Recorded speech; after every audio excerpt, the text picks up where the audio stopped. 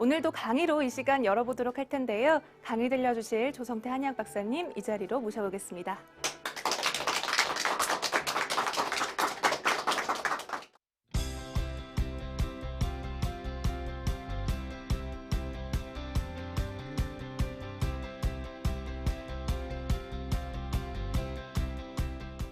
네, 오늘은 이제 구강편편태선이라는 병에 대해서 말씀드리겠습니다.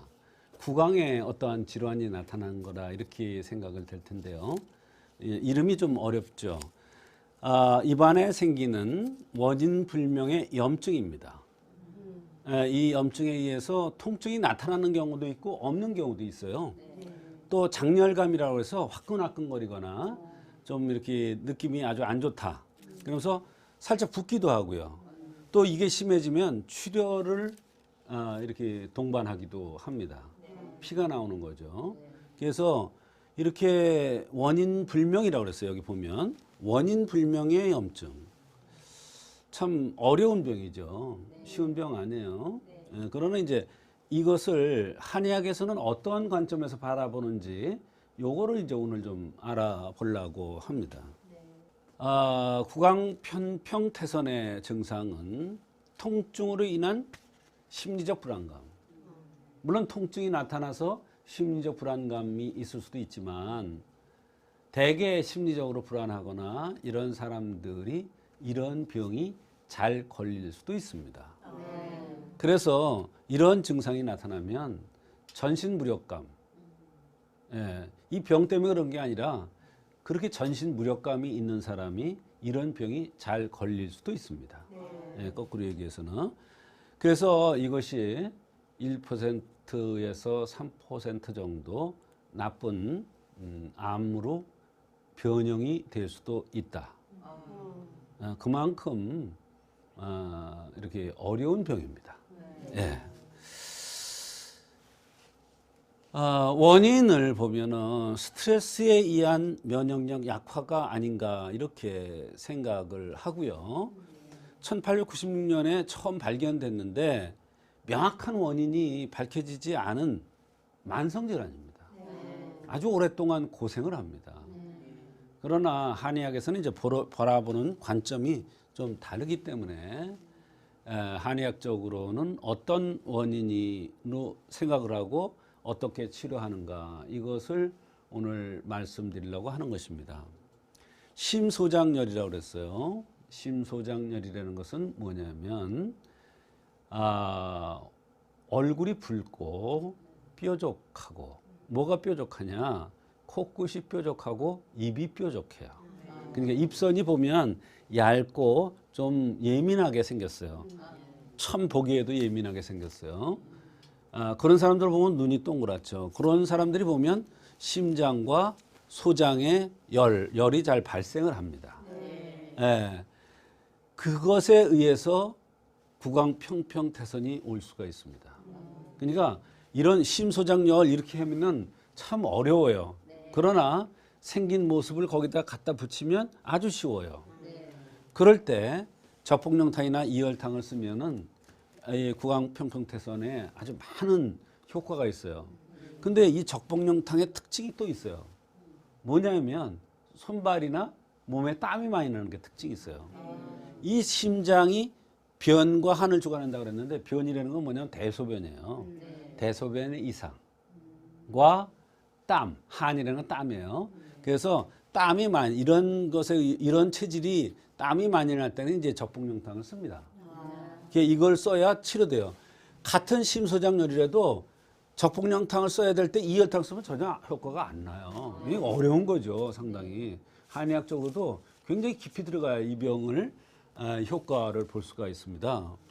이 이열탕이라는 건 방광이열어 소장이라고 해서 방광과 소장이 같이 나쁜 거예요.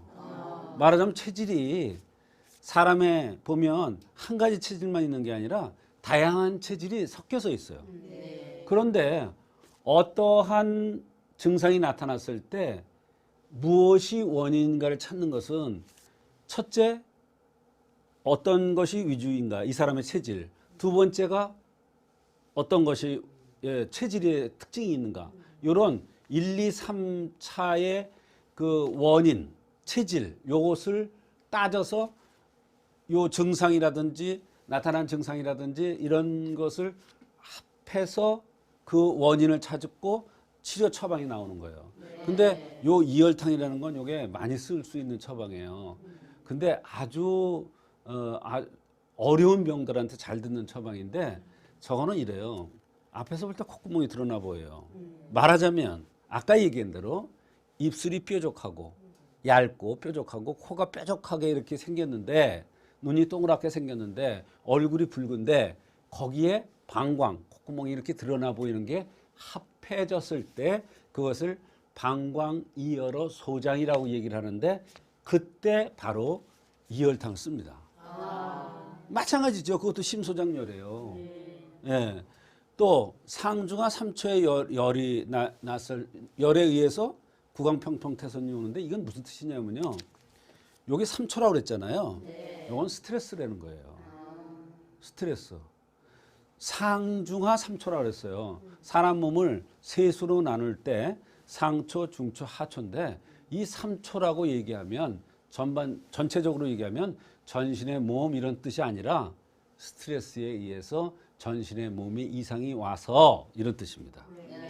그런데 또 열이 가해져요. 그건 무슨 얘기냐면 그런 사람인데 아주 예민해. 예민한 사람도 있고 그렇지 않은 사람도 있잖아요.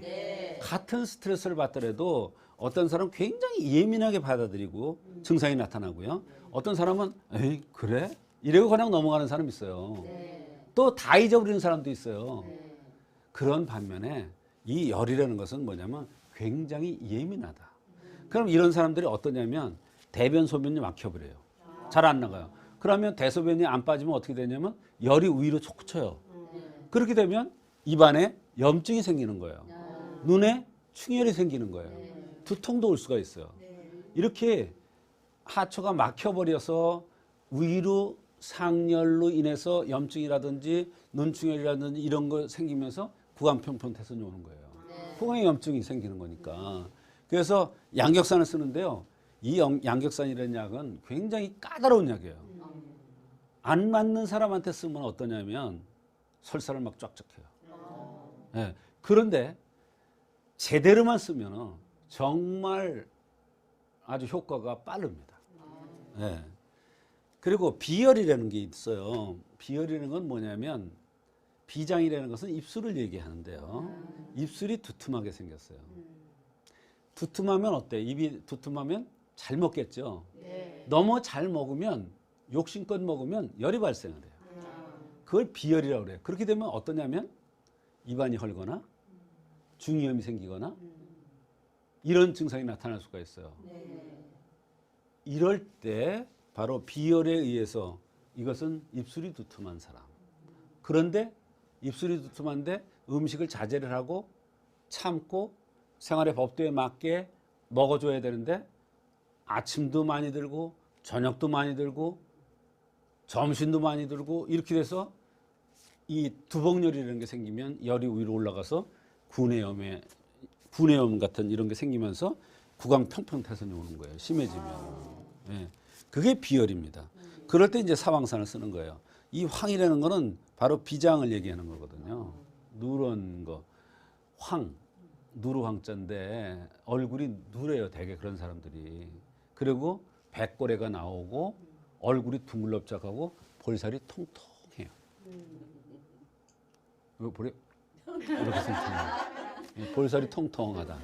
그 다음에 이제 구강평평태선의 한약적 원인으로 네 번째로 이양병에 의해서 구강평평태선이 오는데요. 이양병이 오면 정소혈소가 되는데 이게 무슨 뜻이냐면요. 당뇨병이 되는 거예요. 그러니까 잘 먹는데도 살이 쪽쪽 빠지는 사람이 있어요. 아니, 잘 먹으면 살이 쪄야 되잖아요. 근데 잘 먹는데도 살이 여간해서는 안 붙고 또 어떤 경우에는 빠지는 경우가 있어요. 그것을 이양병, 그것을 정소혈소 이렇게 얘기를 합니다. 이것에 의해서 구강평평태선이 오는 경우가 있습니다. 그거는 왜 그러냐면 대개 성생활을 과다합니다. 성생활이 무리한 거예요. 또는 저녁 식사 과다입니다.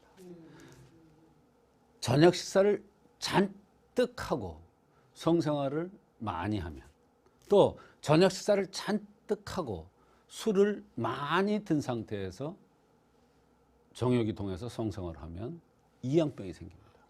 그런 사람의 특징은 입술이 빨갛습니다. 입술이 빨개요. 또 이런 사람들은 어떻게 생겼냐면 목이라고 해서 미인형으로 생겼어요. 남자나 여자나 아주 갸름하게 미인형으로 생겼어요. 그런 사람이 이제 이 평평태선이 왔다 그러면 이것은 이양병에 의해서 정소혈소가 돼가지고 구강평평태선이 온 것이구나, 이렇게 알 수가 있는 것입니다.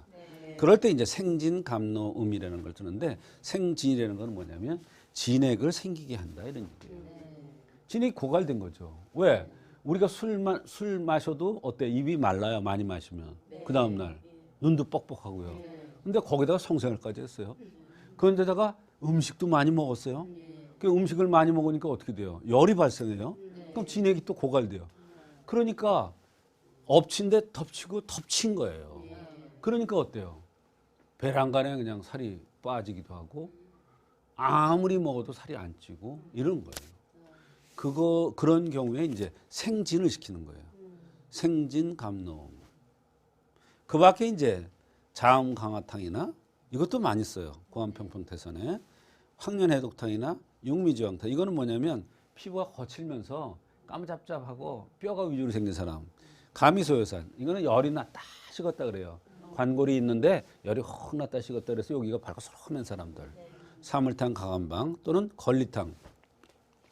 이 걸리탕이라는 거는 다 열인데 요거는 차서 오는 경우가 많아요. 그게 아주 이건 특수해요. 그래서 잘 못 치료합니다. 치료가 잘 안 돼요. 이거는 생긴 대로 병이 온다는 차원에서 얼굴이 이렇게 함한 사람, 얼굴이 이렇게 돌출된 사람이 있고 함한 사람 있죠?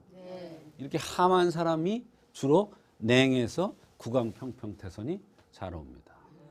이와 같이 구강평평태선은 한의학적으로는 아주 다양한, 이거 말고도 여러 가지 원인이 있는데 다양한 원인에서 그 원인을 찾아서 어떻게 찾느냐? 생긴 대로 병이 온다는 차원에서 체질을 감별해서 또는 맥을 봐서 나타나는 증상을 합해서 한의학적으로 치료하면 구강평평태선이 한의학적으로 잘 치료됩니다. 그런데 박사님, 이렇게 네. 듣다 보니까 네. 입에 염증이 생기거나 허는 것이 네. 이 구내염과 비슷하게 들리기도 하거든요. 네. 구내염과는 다른 증상인 건가요? 네. 그 설명을 들어보면 입안에 생기는 병이기 때문에, 입안에 염증에 의해서 생기는 거기 때문에 구내염과 구강평평태선이 비슷하다고 생각할 수 있어요. 그러나 생긴 모양을 보면 구내염은 대개 보면은 이렇게 구멍 나듯이 이렇게 나죠. 그런데 구강평평태선은 보면 이렇게 넓게 평평하게 이렇게 태선 모양으로 어떤 선을 이렇게 이루어서 심하게 나타나는 게 특징입니다. 그런데 사실 그 구강염과 구강평평태선은 엄밀히 보면은 염증이라는 차원에서 보면 거의 같은 병인데 한 단계 구강평평태선이 심해진 병이 되겠습니다. 그래서 구내염보다 구강평평태선이 치료가 쉽지가 않습니다. 오래 걸리고요. 그런데 약을 쓰다 보면은 구내염과 구강평평태선이 이 같은 약이 들어가는 경우가 있어요. 그렇기 때문에도 보면은 같은 원인으로 볼 수가 있는데요. 엄연히 다른 병입니다. 이것은 한 단계 심해진 거고 오래된 병이고 이렇기 때문에 심한 경우에는 1%에서 3% 정도 구강암으로까지 전이된다고 그래서 사람들이 굉장히 힘들어하고 증상이 너무 심하기 때문에 힘들어하고 겁을 먹는 그런 병 중에 하나가 되겠습니다.